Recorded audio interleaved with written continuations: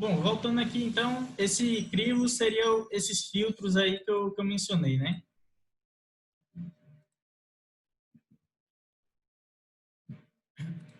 Válvula de retenção, que vai ajudar vocês aí,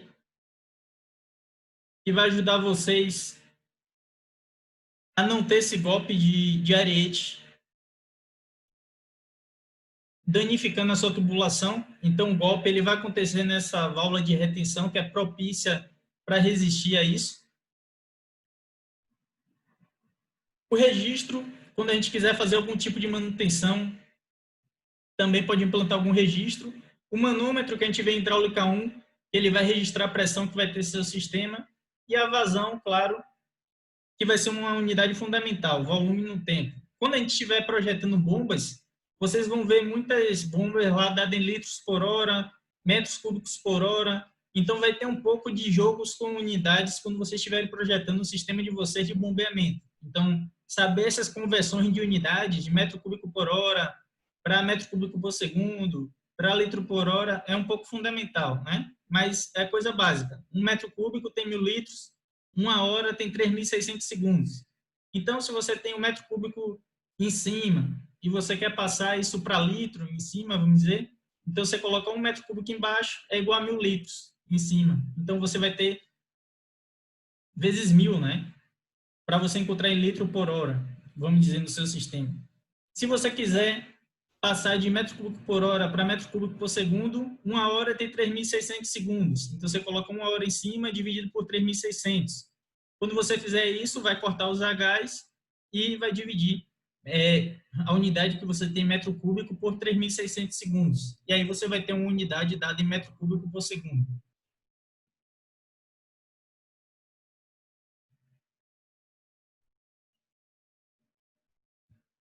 Vou adiantar aqui para...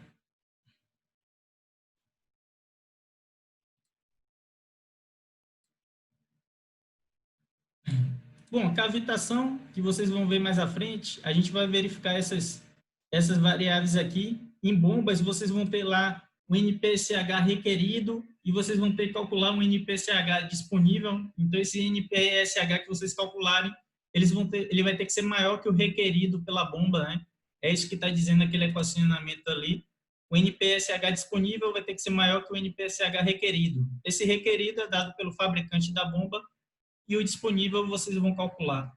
Se isso ficar satisfeito, vocês vão evitar que a cavitação ocorra no sistema. E isso vai depender de algumas variáveis. A pressão atmosférica, que vocês vão calcular em função da altitude do sistema. Então, vamos dizer, Porto Alegre está 8 metros. Tem um equacionamento lá em função da altitude, e você vai inserir essa altitude de Porto Alegre e você vai ter essa pressão atmosférica dada em metro de coluna d'água. A pressão de vapor é outra que a gente vai calcular em função de alguma temperatura. Altura na sucção e perda de carga que vocês vão ter lá no sistema. Então, é bem simples. Depois a gente vai ver quando estiver falando mais sobre cavitação no sistema.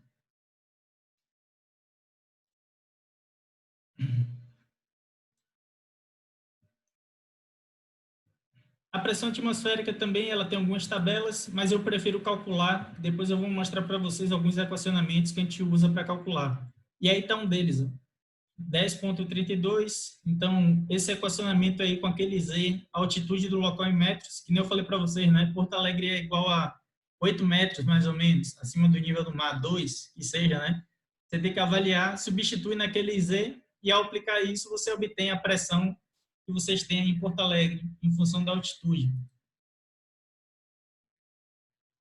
E a pressão de vapor, a gente tem alguns valores tabelados aí. Bom, essa parte básica aí já foi, né? Tentei passar rápido aqui, porque algumas coisas vocês já sabem. E agora a gente vem para a parte que importa aqui realmente dessa primeira área, e logo em seguida a gente vai para bombas. Então, se a gente não começar hoje, próxima aula a gente já começa bombas, e provavelmente orifícios vai ser algum dos assuntos, né? Que a gente vai ver nessas disciplinas aí. Então, eu acho que a aula que vem a gente já fala sobre bombas, para vocês terem uma ideia melhor, né? Porque essa parte de hidráulica aqui, muito vocês já viram, mas como a turma vem gente que não pegou hidráulica 1, aí tem que dar uma revisada nesses aspectos aí. Bom, conduto forçado, pressão diferente da atmosférica. Aqui vocês têm, se seu sistema estiver operando forçado e tiver esse rompimento, ele vai estar vazando água, não é isso? Então, esses vazamentos são as perdas físicas que a gente fala em sistema de abastecimento de água e dá muito prejuízo. Em região de praia, por exemplo, tem lugar que a perda chega a 60%. Então, imagine o que é isso, né? De cada 100 litros de água que você produz, que você pega da captação, que você bombeia, que você trata jogando vários produtos químicos, 60 litros simplesmente vão embora. É perdido por algum jeito, né? Então, os vazamentos são uma causa bastante comum. Em região de praia que o seu solo às vezes é muito arenoso, o que é que acontece? Essa água vaza e ela não aflora na superfície. Ela já vai para o solo. Ela é drenada porque ali é uma condutividade hidráulica bastante alta. Então, às vezes, a gente tem muita perda nessa região de praia porque os vazamentos não ficam aparentes e também tem falhas em medição. Se você for engenheiro bom e trabalhar na empresa de saneamento básico, você vai propor a setorização do seu sistema. Então, tem aquela cidade ali embaixo, ó, você verifica que ela tem diversos bairros. Se tem uma tubulação só chegando naquele bairro, você instala um medidor ali naquele ponto. Então, com o medidor, você vai saber a água que está indo para todo aquele bairro. Como você fatura a água de cada um dos usuários, você consegue fazer o balanço, né? Foi tanto e eu faturei tanto. Se você verificar que a perda está muito alta, então você tem que intervir de algum jeito naquele sistema porque ele está te dando uma perda. O que acontece é que muitos sistemas da gente eles não têm uma medição efetiva, não tem setorização e assim você tem muita perda de água. Mas se você for um engenheiro prudente, né, e a empresa aderir a isso, pode evitar muita despesa por perda de água.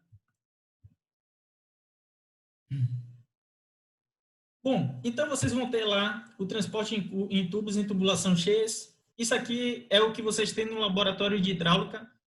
Tipicamente a gente opera um pouco isso, mas como a gente não está operando, está nesse modo aí online porque do Covid, né? Então vai ficar vendo por foto por enquanto. Então isso aqui que você tem, ó, é um reservatório. Então o que é que acontece? Se você tem um cronômetro e você mede aqui, ó, a água começou a cair naquele reservatório e eu começo a medir o tempo que ela está levando até encher em um determinado nível. Quando eu paro o meu cronômetro e paro de encher de água ali, né, simultaneamente, eu paro o cronômetro e paro de encher de água, eu meço quantos metros cúbicos tem aqui, X metros cúbicos, divido pelo número de segundos que eu fiquei medindo, e quando eu faço isso, eu tenho o quê? A vazão que estava operando nesse sistema, né? Porque eu tenho aqui um sistema que eu consigo medir todo milimetrado, então eu consigo obter aqui o volume que tem esse sistema e tem o tempo de operação. Assim você consegue saber a sua bomba, o quanto que ela está mandando de água para esse sistema, né? Aí você consegue verificar lá como é que sua bomba está mandando água. Outra opção, você tem lá esse equipamento aí, ó, rotâmetro. Então, a partir dele, você consegue medir litro por hora que ele está dizendo ali. Então, a gente vai, olha aquele disco, em que ponto ele vai estar ali, aquela parte superior, e a unidade que for medida, a gente coloca litro por hora. A gente faz as conversões para metro cúbico por segundo, para o que desejar, e obtém a vazão que a gente utiliza para algum cálculo, né? Para verificar as perdas de carga que a gente tem ao longo dessas peças aí, ó, dessas tubulações e como está operando essas bombas.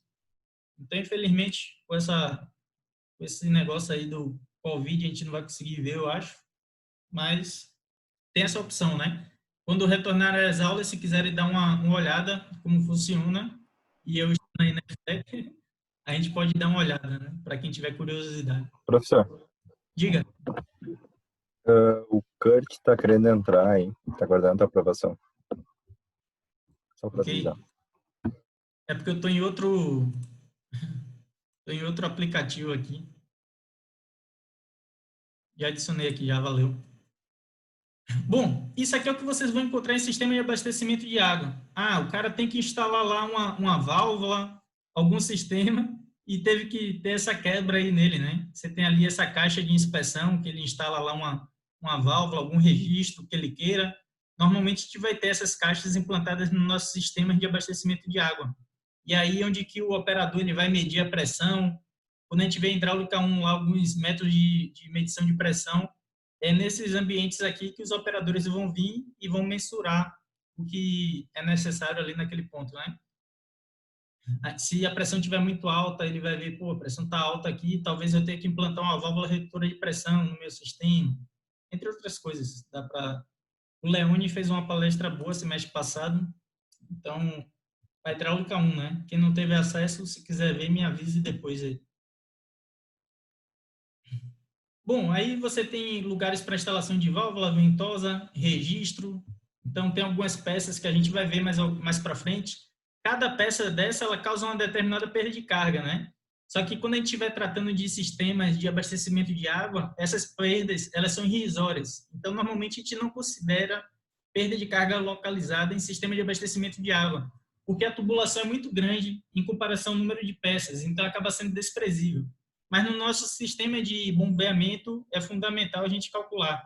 Então, em cada uma dessas peças que porventura venha a ter num sistema de bombeamento, vai ter que colocar perda de carga localizada causada por ela. Aqui é um exemplo que eu tirei na URGS, mas para vocês verem como o pessoal implanta, às vezes, a tubulação. Então, teve um colega que fez uma pergunta interessante semestre passado. Ele perguntou se precisava colocar uma cama de areia, um berço de areia aqui para a tubulação. E eu acho que foi o Leone mesmo que respondeu, né? E seria o ideal, mas às vezes, a depender do tipo de solo, não coloca. Aí, nesse caso aqui, eu fui ver lá na URGS, né? Tinha na URGS algum ponto, e eles não tinham colocado nenhum tipo de berço de areia. Aí ele mencionou, né, que a depender da pressão e se tiver for um sistema com cascalho, entre outras coisas, ele pode provocar um rompimento da tubulação. Eu fiquei até impressionado com aquele ponto mais alto ali, porque quando essas coisas não são calculadas direito, aquilo ali pode ser um ponto frágil para causar um rompimento. E isso muitas vezes as pessoas não veem, né? E aqui tem uma caixa com a derivação com T, provavelmente ele vai fazer uma abertura ali para ter o abastecimento de uma região em Viamão. Eu acho que era para o abastecimento de Viamão, em algum lugar de Viamão, isso aí. Essa implantação dessa tubulação, né?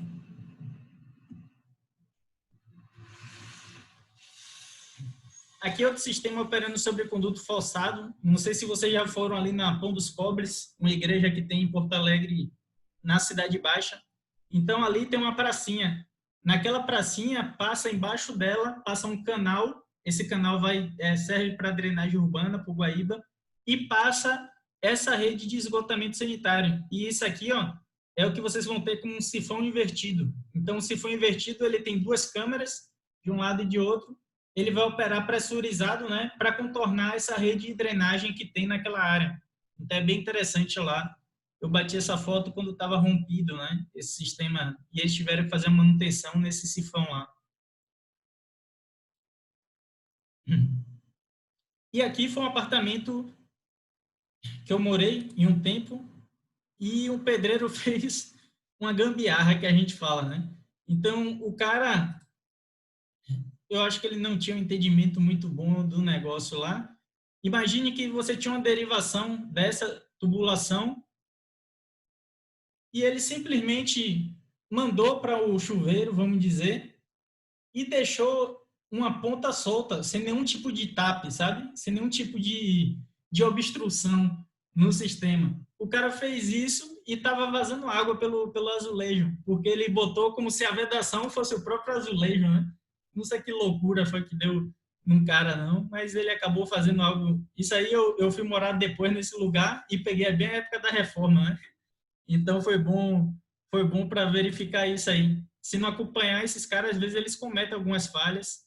E aqui tem mais ou menos como funciona o registro, o chuveiro de vocês, quando abre da passagem para o chuveiro, né?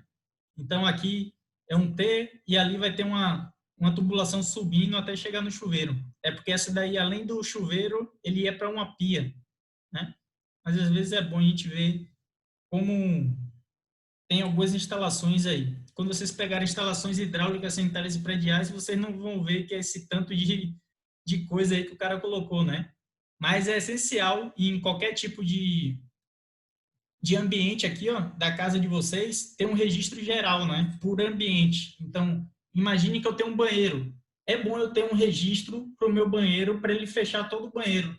Porque se eu não tiver esse registro geral, o que é que acontece? Para eu fazer algum tipo de manutenção em um cômodo, que seja esse banheiro que está vazando, eu teria que interromper o abastecimento de toda a água, entende? Às vezes o pessoal fica com casqueagem de colocar vários registros em determinados pontos da casa, mas é porque eles ainda não pensam que ele pode ter algum problema um dia. E se tivesse problema, ele gostaria que tivesse água em outro lugar da casa, né?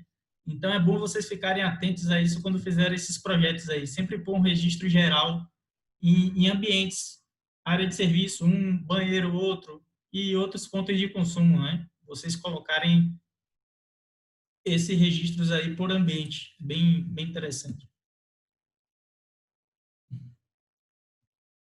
Bom, sistema pressurizado, a gente vê um pouco aquela questão de piezometria, né? Então, depois a gente vai ver alguns aspectos. Aqui eu acho que é mais a parte de canais. Então, condutos livres, aquele sujeito à pressão atmosférica. Aqui você vai ter o exemplo de vocês. Aqui é Porto Alegre, no mercado público. Em algum momento a água chegou aqui nesse ponto, porque o sistema de drenagem não deu conta e todo o povo aqui ficou aglomerado, né? Porque não tinha mais para onde ir. Na zona norte de vocês, aí perto de um mercado grande que tem, também tudo lotado de água. E isso é por uma simples falha de drenagem urbana. Você está tendo falha de drenagem. Isso aqui, ó, quando acontece alagamento, é ineficiência do sistema de drenagem. Então tem algo que está errado ali. Ou o seu sistema de drenagem está obstruído, ou foi projetado de forma errada, mas não é muito aceitável isso para qualquer chuvinha, né? E normalmente está acontecendo muito isso para qualquer chuva. Normalmente você projeta isso para uma chuva com tempo de retorno, né? Mas quando acontece direto é porque ele não está sendo eficiente, não está fazendo o papel qual deveria. Aqui é o canal que passa debaixo da Ponte dos Pobres, ó. Então o que eu falei com vocês, e aquele sifão invertido é feito para contornar ele. Então, depois, em saneamento, a gente vê um pouco sobre conduto invertido. Ele, basicamente, é uma tubulação que vai passar por baixo desse canal aí, ó. E ele funciona como pressão, né? Ele funciona sobre pressão, aquele sifão invertido. Aqui é o canal de transposição de São Francisco. Aquele ali embaixo é um rio intermitente, que a gente fala. Então, é um rio que ele só tem vazão em determinada época do ano, porque ele só tem água quando chove.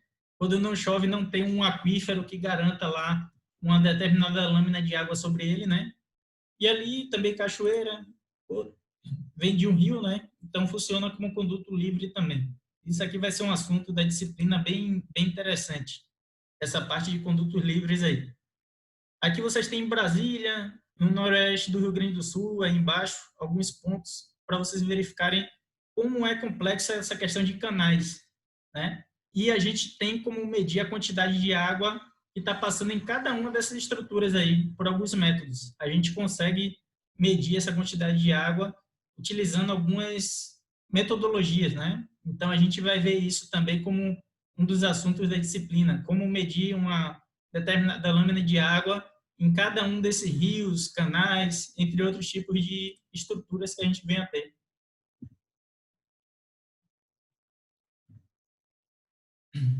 Aqui é conduto livre ainda, é mais para você. Eu coloquei essa foto aí porque é aquele da pia, né? Normalmente, às vezes, a gente não tem muitas imagens disso, aí eu achei interessante colocar. O cara colocou uma torneirinha aqui, então quer dizer que esse daqui está como um conduto forçado, esse daqui é o de água, e o que está aberto ali provavelmente era uma descida de alguma pia do apartamento ou algum tipo de estrutura. E assim ele funciona como um conduto livre, né? Vocês vão ter, então, as tubulações de vocês aí operando como conduto livre ou forçado. A gente já viu esses aspectos aí. E o nosso assunto principal, bombas, vai ter esse tipo de situação. Então, aquela parte da sucção antes da bomba, recalque após a bomba. Altura geométrica de um reservatório até onde sua tubulação lança no outro reservatório. No caso dele, operar por cima, né? E se ele operar por baixo até o nível d'água ali. Mas, tipicamente, a gente vai adotar com a tubulação chegando lá no topo do reservatório. Isso aqui é o sifão invertido que eu falei com vocês. Essa parte de baixo aqui, tá vendo? Então, você tem essa parte da esquerda aqui desse sifão invertido, a imagem de baixo à direita aí. Então, você tem uma câmera, se vocês perceberem, ela está no nível um pouco maior. A de baixo lá, ela vai estar no nível um pouco menor. e você vai ter, entre esses dois trechos, uma perda de carga. Então, o nível que ela vai chegar lá do outro lado, ele vai estar associado à perda de carga que você vai ter com seu esgoto, né, passando por debaixo dessa tubulação, entende? Então, vai ter essas câmeras que vai estar pressurizando o sistema e vai ter uma perda de carga, e essa perda de carga vai dizer o nível que ele vai chegar lá no outro lado. Por isso que o nível é um pouco mais baixo ali, para onde a água está se dirigindo.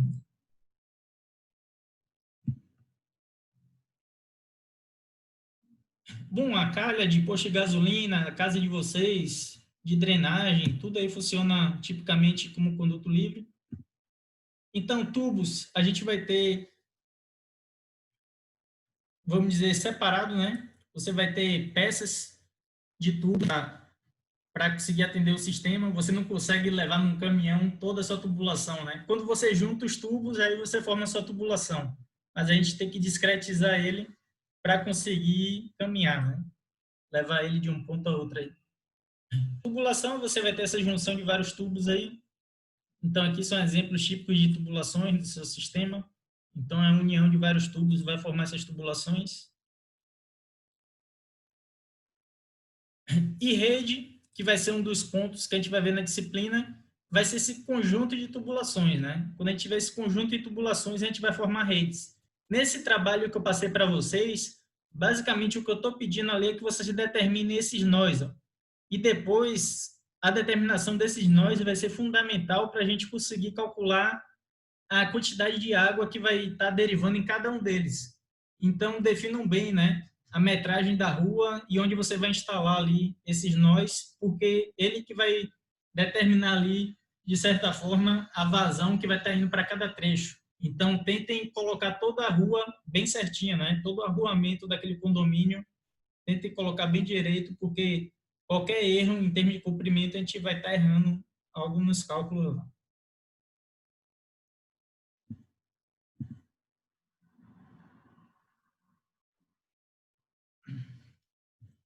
Bom, aqui já entra mais em número de Reynolds, eu já falei um pouco com vocês dele.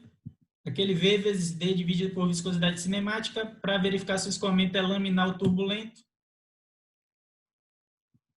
Então, laminar linhas paralelas, o turbulento a gente vai ter elas se entrecruzando, né?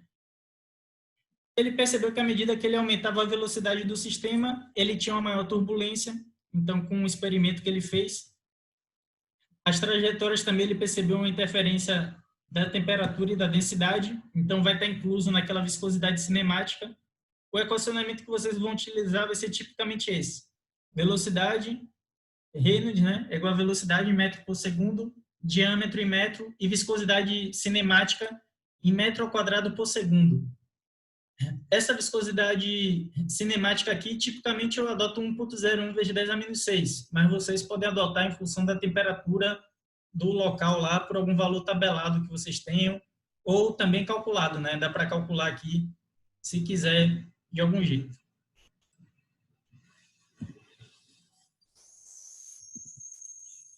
Bom, a gente já viu, então, o número de Reynolds acima de 4.000, tipicamente vai ser nosso caso aqui, vai ser escoamento turbulento.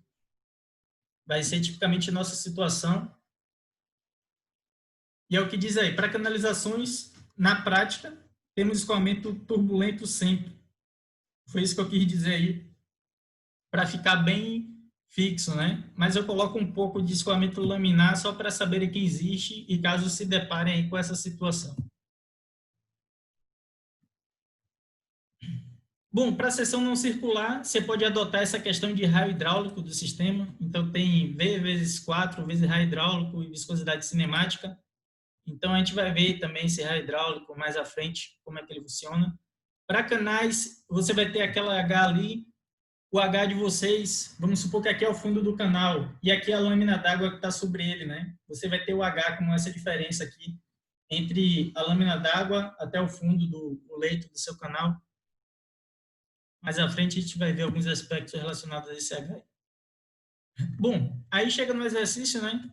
Finalmente aí para... Esse exercício, uma tubulação de aço com 15 centímetros de diâmetro conduz 3.200 metros cúbicos por dia. Então, ele pede para determinar Se a substância da temperatura 33 graus Celsius, pergunte se o regime de escoamento, se é laminar ou turbulento. E ele diz a viscosidade que foi adotada para esse tipo de temperatura. Esse daí é bem simples, é mais para... Eu vou até pular alguns exercícios aqui, é mais para o pessoal se acostumar, né? Quem não viu. Normalmente, quem não pegou disciplina comigo ainda, quem quiser fazer tudo no Excel, depois eu dou alguns pontos relacionados a isso, né? Então, fiquem à vontade aí. Bom, devido a esse nosso tempo curto, né? Eu tentei adiantar aqui a maioria dos exercícios e vou mostrar como é que é feito aqui esse sistema. Bom, ele deu as características ali da tubulação, 15 centímetros. Quando eu divido lá por 100, eu obtenho aqui em metro. Então, 0,15 dividido por 100, eu obtenho aqui em metro o meu diâmetro. A minha vazão, ele está em metro cúbico por dia. Mas o que eu falei para vocês lá, tipicamente a gente vai ter que converter ela para metro cúbico por segundo. Um dia tem 86.400 segundos, não é isso? Se um dia... O que eu costumo colocar é algo assim, ó, metro cúbico por dia. Se eu quero eliminar o dia que está embaixo, então eu tenho que multiplicar por algo que tem o dia em cima. E um dia em cima, né, ele tem 86.400 segundos. Basicamente, para eu converter de metro cúbico por dia para metro cúbico por segundo, eu vou ter que dividir o valor que eu tenho em metros cúbicos por dia por 86.400. E é o que está feito aqui. 3.200 dividido por 86.400. Então, você vai obter essa vazão de 0,037. E o que é que isso está dizendo para vocês, né? Essa vazão. Quer dizer que a cada segundo que vocês têm, seu sistema ele vai estar transportando 0,037 metros cúbicos por segundo. Isso aqui é igual a isso aqui, ó, vezes 1000, vamos dizer, né? Então, mais ou menos 37 litros por segundo ele vai estar ao longo de todo um dia. Então, imagine 2 garrafões de água daquele de 20 litros, quase, né? Então, 2 garrafões daquele sendo transportados por segundo ao longo de um dia todo. Então, se você fizer isso, você vai conseguir atingir esse valor aqui, ó, de 3.200 metros cúbicos por dia. Foi a questão que eu falei da bomba lá. Só que sua bomba ela não vai operar esse dia completo. Ela vai operar 12 horas no dia, 16 horas, que seja. Então, vocês vão ter que verificar que vazão você vai atingir esse mesmo volume com a operação em 16 horas. Então, sua vazão vai ser um pouco maior do que essa aqui, né? De 0,037 metros cúbicos por segundo.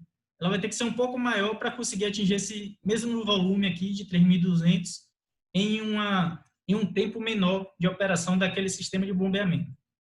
Bom, beleza. A viscosidade cinemática é dada. Eu tenho o diâmetro e a vazão. Como é que eu obtenho a velocidade? A velocidade vem daquela equação da continuidade, que é igual a A vezes V, né? Então, se você quer obter a velocidade é igual a Q sobre A. Então, Q sobre A vai dar isso aí, ó. Por que é que ele coloca 4Q ali, né? V é igual a Q dividido por A.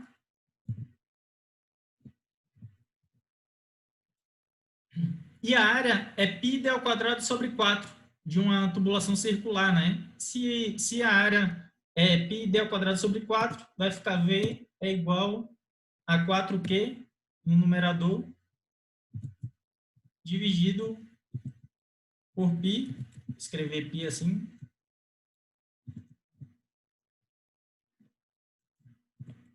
π vezes d ao quadrado. Então, quando você escreve esse equacionamento, você encontra aqui a velocidade, 4Q dividido por π vezes d ao quadrado, né? Então, você vai obter esse valor de 2,1, mais ou menos. E aqui fica fácil, você aplica em Reynolds, V vezes D dividido por viscosidade cinemática. Então, L7, aqui de vocês, o L7, cadê?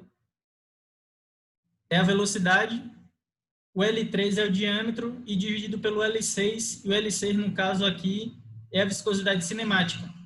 Achou esse valor de 4.082. Lembra lá que eu falei que o número de Reynolds, quando ele é acima de 4.000, a gente considera um escoamento turbulento. Nesse caso, era mais ou menos isso. Aí eu coloco esse diagrama de Moody aqui, mas para vocês verificarem. Ó. Esse diagrama de Moody, aqui na parte de baixo, você tem o número de Reynolds. Então, você tem essa linha reta que representa o escoamento laminar, tá vendo?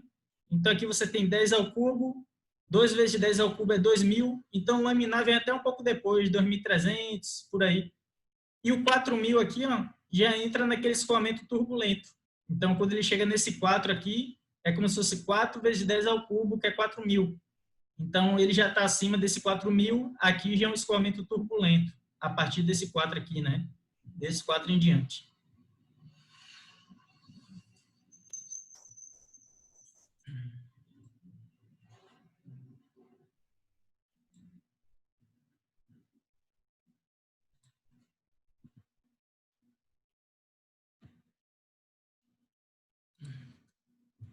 Bom, e aí a gente já entra direto em perda de carga. Então, tem essas questões de conceito e natureza de perda de carga.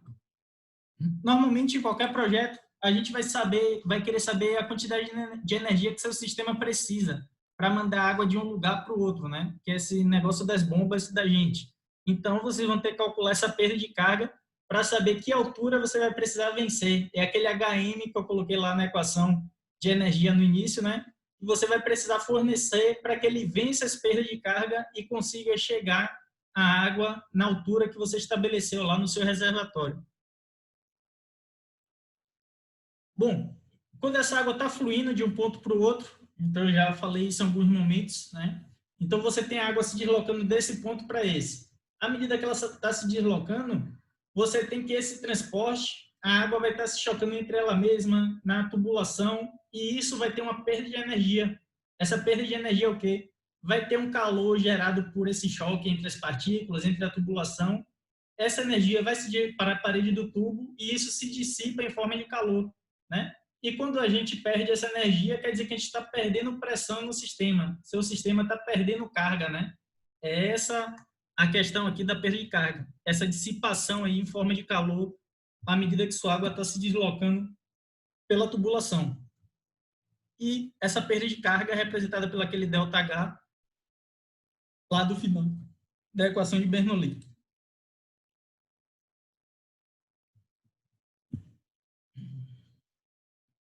Bom, em tubulações, tipicamente você vai ter a velocidade máxima ali no centro, né? Isso é um pouco óbvio, porque perto das paredes você vai ter mais atrito e, consequentemente, seu vetor de velocidade ele vai aumentando à medida que chega até o eixo da tubulação, é onde tem a velocidade máxima. Se ele for para a parte superior, ele vai se reduzindo também, semelhante a essa parte que você tem aqui de baixo, né? Porque lá também você vai ter outra parede e vai estar causando uma maior resistência ao seu escoamento aí.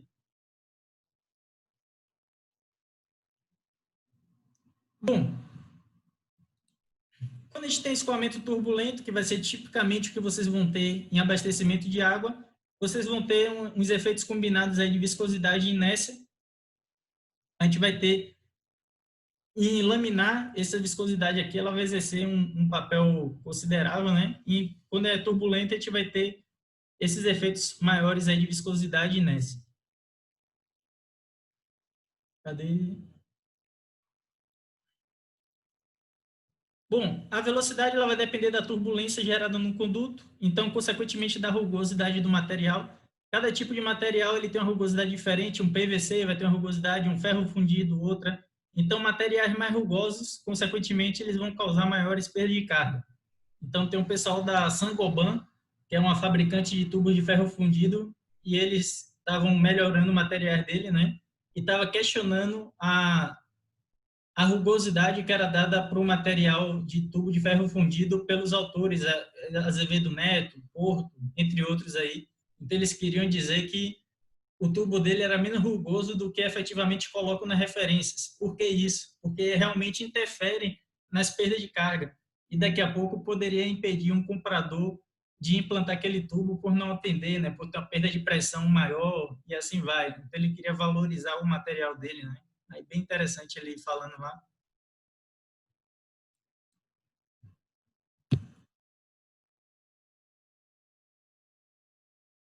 Bom, tipicamente a gente não tem tubulações retilíneas e de mesmo diâmetro, a gente vai ter algumas variações, vai ter conexões especiais, então a gente vai ver perda de carga localizada, entre outros aspectos, que vão estar interferindo aí nas perdas de carga do sistema. Aqui um exemplo típico de perda de carga causada por uma curva que você tem no sistema, então vai ser uma perda de carga localizada causada por essa peça, e os autores perceberam que essa perda de carga é em função da velocidade do sistema. Então, é aquele V ao quadrado sobre 2G. Então, tem um fator K de cada uma dessas peças, né? E quando multiplica por essa energia cinética, a gente tem essa perda de carga localizada causada aí no sistema. Bom, então essa perda de carga, como eu disse, ela vai ser contínua ou distribuída. Então, a contínua e distribuída, imagine que isso aqui é minha tubulação, então, à medida que minha água está se deslocando sobre essa tubulação aqui, está tendo esse atrito com as paredes, entre a água mesmo, você está tendo perda de carga à medida que ela está caminhando por essa tubulação. Isso é a perda de carga distribuída. Aqui eu implantei um registro para fazer a operação do sistema e ele fica parcialmente fechado, fica todo aberto. Então, esse registro vai ter uma peça aqui dentro dele, né?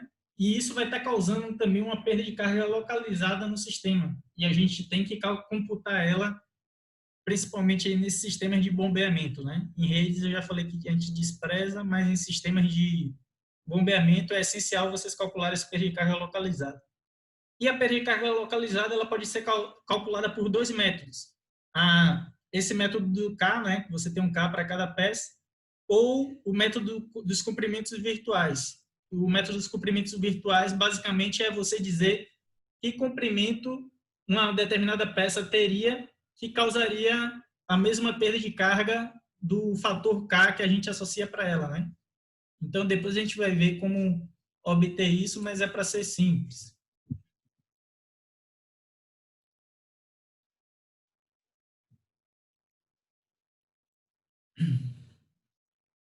Bom, como eu tinha dito já, a pericarga localizada vai ser muito importante em peças, em sistemas com muitos acessórios, que é o caso de sistema de bombeamentos. Em tubulações mais longas é desprezado, que é o caso de rede de abastecimento de água. E ali ele explica um pouco, né? Em sistema de canalizações longas, a perda de carga por movimento, que é distribuída, né, é muito maior que a perda de carga causada pelas singularidades, que são as peças que a gente vem implantar na tubulação. Perda de carga distribuída, tipicamente vocês vão ter alguns equacionamentos para calcular. A equação de Darcy-Weisbach, você tem diretamente proporcional ao comprimento da canalização, então aquele HF é igual a F vezes L sobre D, vezes V ao quadrado sobre 2G. Então o L está no numerador, quer dizer que ele é diretamente proporcional ao comprimento. Inversamente proporcional ao diâmetro, então ele fica no denominador, foi o que eu falei para vocês, quanto maior o diâmetro para a mesma vazão, menor a perda de carga no sistema. É função de potência da velocidade, então aquele V ao quadrado sobre 2G da equação, e ele varia conforme a natureza do tubo, a rugosidade. Então, tubo de PVC, ferro fundido, ferro dúctil, entre outros, cada um vai ter uma rugosidade e vai estar causando uma perda de carga diferente aí no seu sistema. Aqui a gente tem eu vou direto para o equacionamento que a gente tipicamente utiliza. Aqui é mais tema que a gente já vê em hidráulica 1, por isso que eu vou adiantar um pouco mais. O que vocês precisam saber mais é esse equacionamento fundamental. É a fórmula universal, HF é igual a F vezes L sobre D, vezes V ao quadrado sobre 2G. O F vai ser o fator de rugosidade, o L é o comprimento da tubulação, V é velocidade, metro por segundo, diâmetro em metro, e o G aqui é a gravidade. Então, quando a gente utilizar esse equacionamento aqui, a gente obtém a perda de carga que tem no sistema. Qual a dificuldade dele? Tipicamente, vocês vão ter que calcular aquele F, aquele fator de rugosidade, e ele depende do número de Reynolds e ele depende da rugosidade relativa, que é uma razão, né, que você tem entre a rugosidade absoluta, que é em função de cada tipo de tubulação, do tipo de material, dividido pelo diâmetro. Então, a gente vai ver quando estiver utilizando o diagrama de Moody como obter isso aí. Bom, essa fórmula da CIA apresenta algumas dificuldades, é porque eu já expliquei isso em algum momento, mas se vocês substituírem lá aquela velocidade por Q sobre área, vai dar algumas inconsistências, mas o que é dito, né, é que essas possíveis incertezas que a gente tem